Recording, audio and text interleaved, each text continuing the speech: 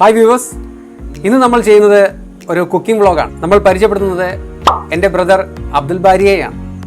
ഇദ്ദേഹം നല്ലൊരു കുക്ക് കൂടിയാണ്. ഇന്നത്തെ ഡിഷ് കപ്പപ്പുഴുക്കും കാന്താരി ചമ്മന്തിയും.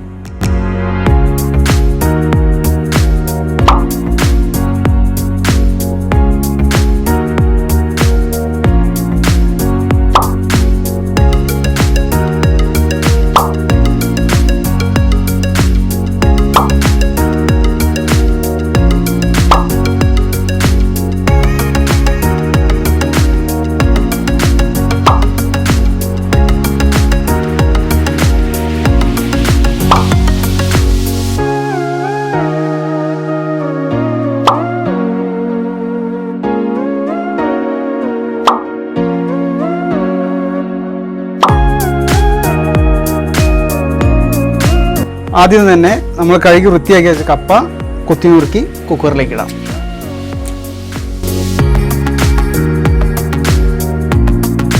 നമ്മൾ ഇന്നിവിടെ എടുത്ത് 1 കിലോ കപ്പയാണ്. അതിലേക്ക് 1 ലിറ്റർ വെള്ളം നമുക്ക് ഒഴിക്കാം. ഉപ്പ് നമ്മൾ പാകത്തിന്, അതായത് ഞാൻ ഇവിടെ എടുത്തിട്ടുള്ളത് 1.25 സ്പൂൺ ഉപ്പാണ്.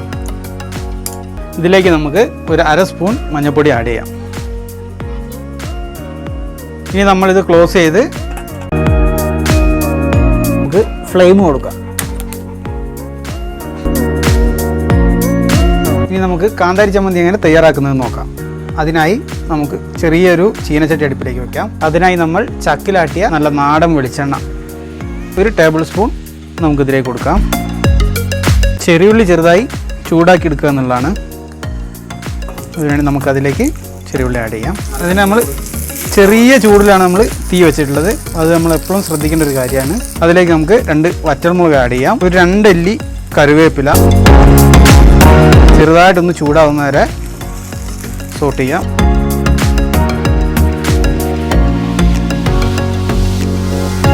നമുക്ക് കാന്താരി ചതച്ചെടുക്കാം. കുറച്ച് ഉപ്പ് ആഡ് ചെയ്യാം. ശേഷം നമുക്ക് ചെറുതായി ഒന്ന് ചതച്ചെടുക്കാം.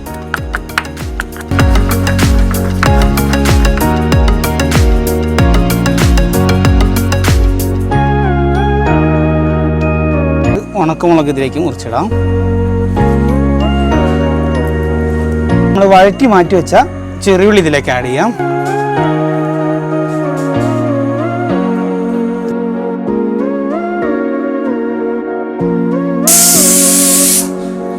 ഇപ്പം 3 വിസിലായിട്ടുണ്ട്. നമുക്ക് തീ ഓഫ് ചെയ്യാം.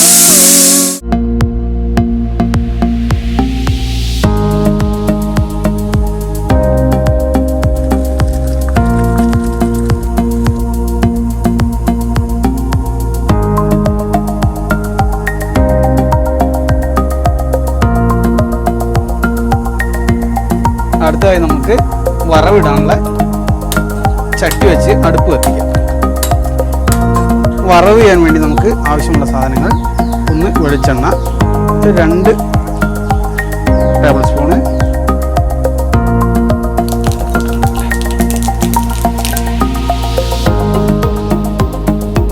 അതിലേക്ക് നമുക്ക് ഉണക്കമുളക് അഥവാ വറ്റൽമുളക്, അതിലേക്ക് ചെറിയ തോതിൽ കരിവേപ്പില ഒരു 2 ലീഫ്, അതിലേക്ക് നമുക്ക് കറിവേപ്പില ആഡ് ചെയ്യാം. അതിലേക്ക് നമ്മൾ നേരത്തെ വഴറ്റി വെച്ച ചെറുള്ളിയിൽ നിന്ന് കുറച്ച് ആഡ് ചെയ്യാം.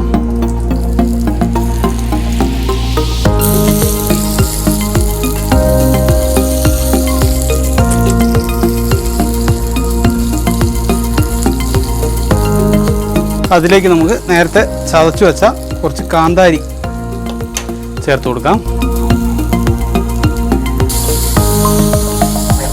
നന്നായി വഴറ്റാം.